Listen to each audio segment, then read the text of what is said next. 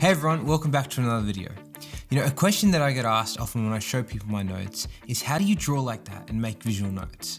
And I think a lot of the times embedded in that question is the assumption that I somehow am naturally gifted at drawing, which is so far from the truth. I remember the day I was sitting in a year 8 visual arts class and it dawned on me that drawing is definitely not my strong suite. And to back that up, most of my school life was spent typing up notes in word processors to study. And it was only when I got the iPad and discovered this really nifty trick that I finally got some hope that I, Samuel, this hopeless drawer, could maybe one day learn to draw for himself. And that trick, my friends, is what we're talking about in today's video.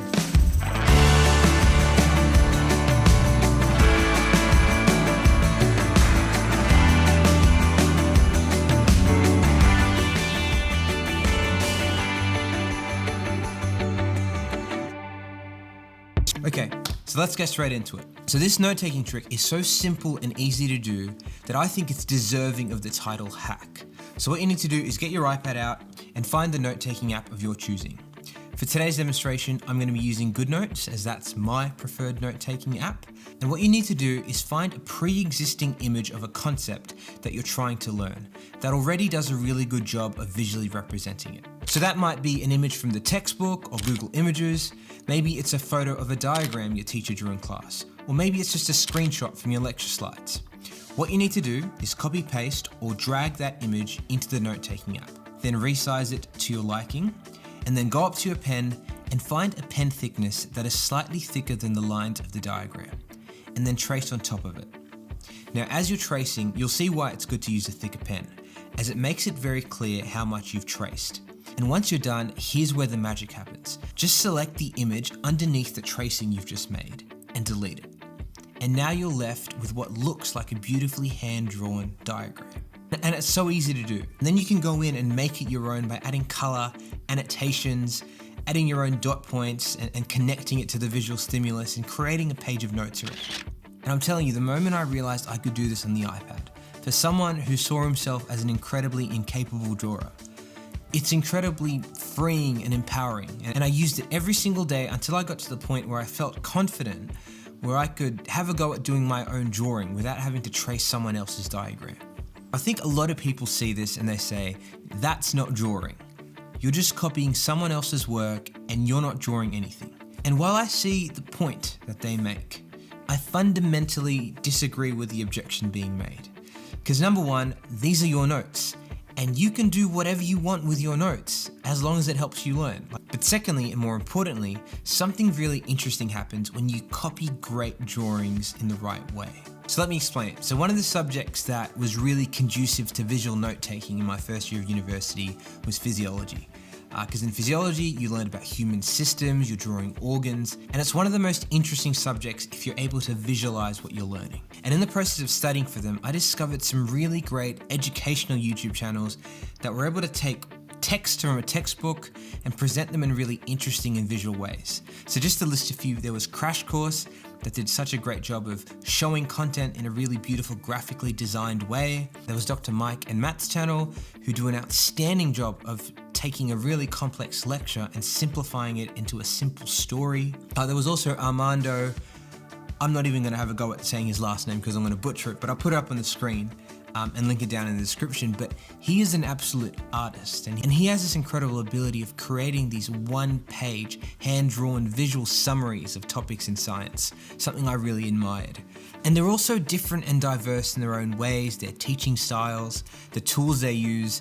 But the thing that unites them, in my opinion, is their ability to communicate complex concepts in such a simple and beautiful way visually. And I remember every week as I was struggling through physiology, I'd watch their videos, and as I started to develop an understanding of the concept, I'd take a screenshot of their drawing, and then I'd use that technique on the iPad of tracing over someone else's diagram and making it my own.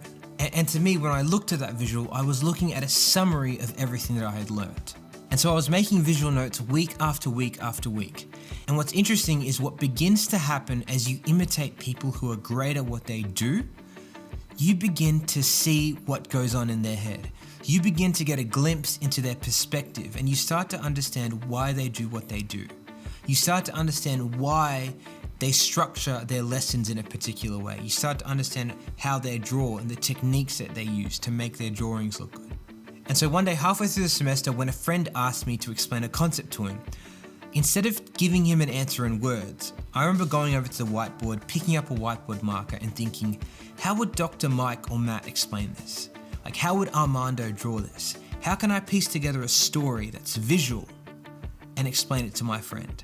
And no one taught me to do that. It just happened to be at some point I had moved from the process of just copying and imitating these great teachers to sort of trying to do it for myself and developing my own style around that. Now, it was far from perfect and my drawings weren't great, but I finally felt like, I could do what those great teachers do in my own little way.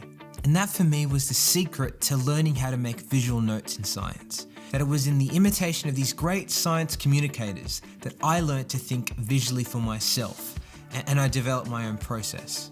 And what's cool is, and I only realized this recently by the way, but if you look at my notes, you can see how they're an amalgamation of the different styles of these different teachers. You can see how much attention I pay to drawing organs, something I learned from Armando. You can see how much attention I give to laying out a page of notes so that it tells a story, something I learned from Dr. Mike and Matt. And you can see how much I love to incorporate color into my notes, something I picked up on from Crash Course's aesthetics. And it all started with copying them and imitating them. But if you imitate them with the right mindset of being curious and asking why and how at every stage and observing what you're doing, you eventually develop your own style and your own way of doing things.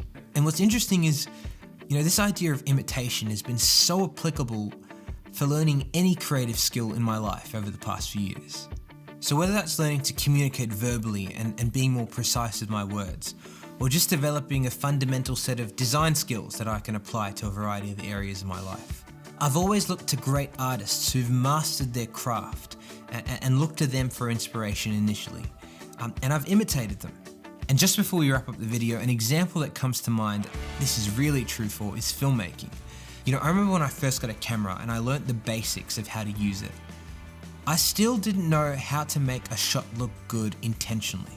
So what I did was whenever I watched a movie and then a shot appeared on the screen that I thought looked good, I'd screenshot it and then store it on a Notion page. And I remember having so many Notion pages with so many screenshots, and the purpose for them was before I'd go out and shoot some video, whether it was a YouTube video or a video for someone else, I'd pull out these screenshots and spend time studying them. I'd be looking at the lens that they used, the colors, the way it was composed, the way the scene was lit, watching behind the scenes videos to see what the director was thinking. And I'd try, with the really limited gear that I had, to imitate that in some way. And eventually it was the imitation of these great filmmakers and the way they used their tools that informed the way I made my videos and inspired my style. And it's something that I'll continue to do going forward, because I think that's the best way to learn. So yeah, just to wrap up today's video, whenever you're trying to learn anything creative, now whether that be learning to communicate better and giving better presentations, to learning to make better videos, to learning to play a musical instrument, or learning to play a sport, seek to imitate people who are great at what they do. And be curious, ask yourself, why do they do things this way? What is it that makes them great at what they do? And you'll be surprised at how much you'll learn in that process. That's it for today's video. Thank you everyone for watching. I really appreciate it.